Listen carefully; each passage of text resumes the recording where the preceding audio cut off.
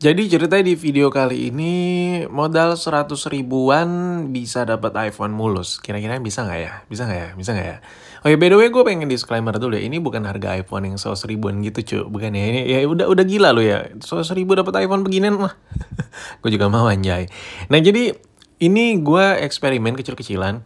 Kalau yang namanya kita beli HP bekas itu yang kita bicarain sini iPhone ya, itu banyak banget kondisi yang aneh-aneh. Contoh kayak kaca pecah, kamera bermasalah, layar pecah, layar retak, ya sama aja ya. Terus layar blank gitu, atau permasalahan dari mesinnya sendiri. Nah yang gue dapat adalah gue beli second hand tapi kondisi pecah. Nah ini nih, the problem is retak-retakan. Jadi retaknya juga sepele sih. Nah dan gue tuh udah 2 kali atau 3 kali ya ganti bagian belakang ya, bagian kacanya. Tapi yang selama gue ganti itu bahan KW yang udah pernah diganti sebelumnya. Nah gimana kalau seandainya kacanya tuh masih ori bawaan Apple? Sesusah apa sih, sekeos apa sih ya kan, anjir. Ini kalau diperdekat ya beginilah retaknya ya, kalau bisa lihat. Sebenarnya nggak ganggu juga sih, kalau gue orangnya kalau punya HP tuh kotor parah ya kan, kayak nggak suka pakai case. Kadang gue pakai HP tuh udah penyok-penyok bagian bezelnya, tapi gue nggak terlalu peduli. Dan di sini gue pengen bikin konten aja. Nah modalnya itu 100 ribuan, kira-kira bisa bikin HP ini mulus gak? Gue nggak tahu ya. Kalau lu mungkin punya iPhone yang retak, bawa ke tukang servis kayak modal 200 ribu, 300 ribu. Kalau yang bahan kualitas bagus hampir setengah juta untuk iPhone generasi agak baru kacanya doang. Ya mungkin itu worth it bagi kalian-kalian karena nggak mau ribet kerjain. Sebenarnya ini ribet sih ngerjainnya cu. Sumpah deh, apalagi ori Apple tuh susah. Untuk kondisi kacanya yang gue beli ini nggak nyampe 100 ribu. Ini kacanya lo bisa lihat tuh ya. Bagian belakangnya, bagian dalamannya alias dalamannya, ini polosan seperti ini. Dan kalau di face to face ini warnanya beda ya. Ya kan kalau dilihat-lihat warnanya beda banget sumpah.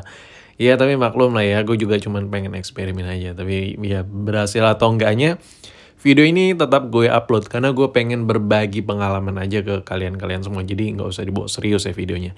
Nah di sini ceritanya nih kalau dipasang ya HP bakal mulus banget ya kan. Nah jadi kalau seandainya berhasil, berarti bisa dong modal 100 ribuan dapat iPhone mulus ya kan, anjir.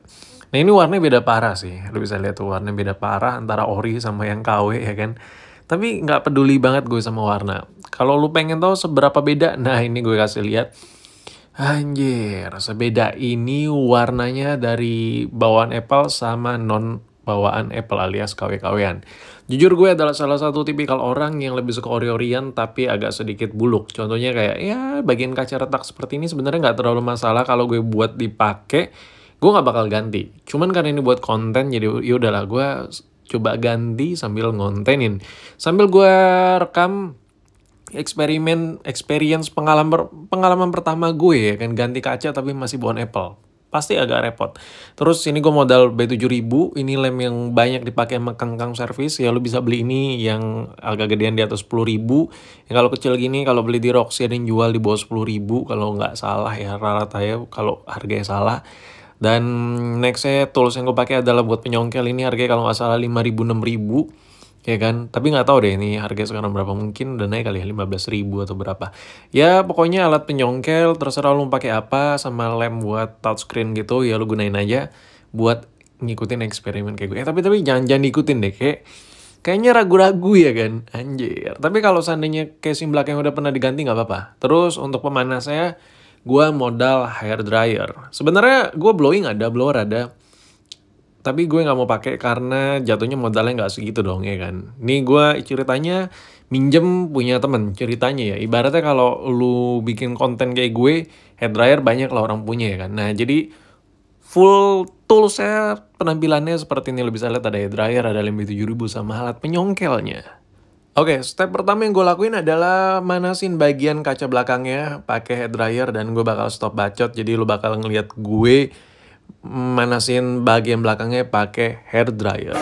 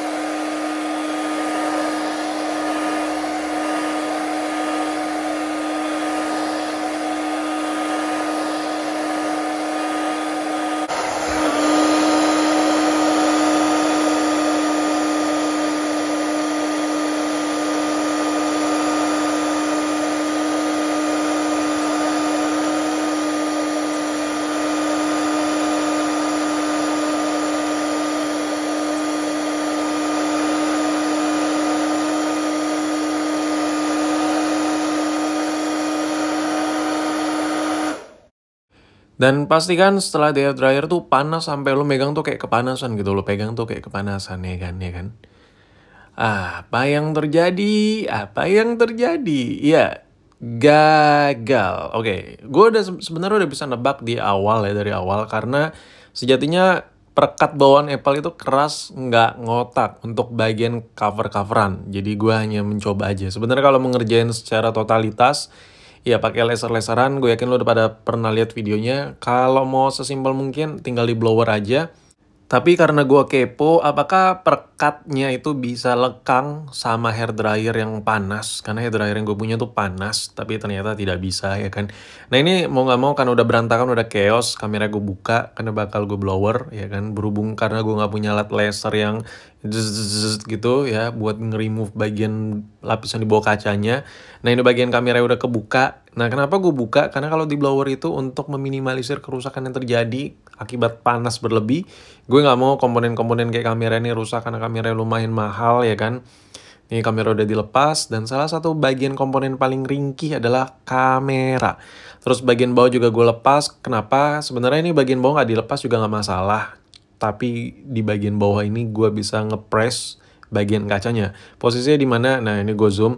Ini gue kasih lihat dari dekat. Lo bisa lihat nih di pojok kanan atas itu bisa ditekan dari dalam. Saat dipanasin jadi kacanya keluar, ngedorong keluar. Jadi bagian bawahnya kan nggak pecah. Jadi kalau ditarik-tarik semua jadi retak memanjang. Nah kalau udah di blower yang panas, ditekan dari bawah, dari dalam, dari pojok kanan atas itu lebih gampang. Oke, penampakannya seperti apa gagalnya nih gue kasih lihat nih.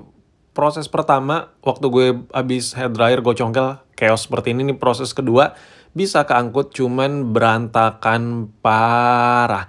Dan proses yang ketiga tuh untuk bagian wireless chargingnya sudah terlihat secara utuh tapi semua chaos. Jadi gue nggak bisa lanjutkan daripada tambah rusak.